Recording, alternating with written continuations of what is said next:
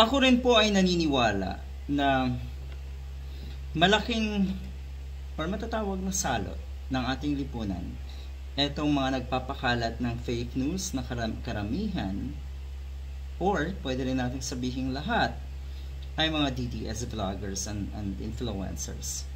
Ang masaklap dyan, ang biktima nyo naman po ay ang mga DDS din. Yung mga taga-suporta nyo rin. Wala kayong nabiktima na matino ang kaisipan. Wala kayong nabiktima na nag-iisip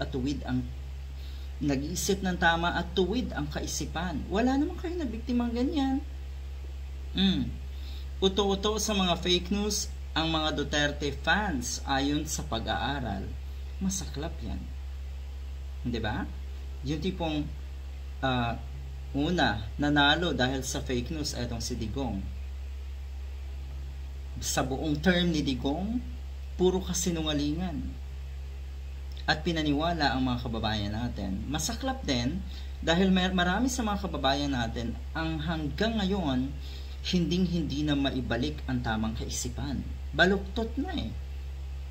Baliktad na rin ang kaisipan ng mga yan. Ang pinaniniwalaan mga vloggers, hindi na naniniwala sa mainstream media halimbawa. Isang nakakabinging realidad. Totoo. Ang ibinunyag ng pag-aaral ng Boses Pilipinas na mas madali raw mahulog sa mga fake news ang mga Duterte supporters, lalo na daw yung mga umaasa sa Facebook kaysa sa legit na news sources. Mangilan-ngilan na lang, totoo, ang umaasa sa mga mainstream media ngayon. At uulitin ko, yun po yung mga kababayan natin na may diskarte kung paano maiwasan na maging biktima ng fake news. At sino yung mga walang diskarte? Yung mga DDS. Yung mga supporters ni Digong. Mas matindi daw kasi nagiging culture na ang disinformation para sa kanila. At kung ikaw nga ay isang taga-suporta or fan ni Digong, siguradong mas mataas ang tsansa mo na maniwala sa mga kabaliwan, kabulastugan at kawalang hiyaan sa social media.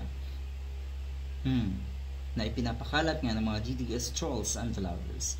Trolling, fake news, peddling, lahat naman yan ay nagmula sa panahon ni Digong. Lahat naman yan ay mga kampo ni Digong ang pasimuno.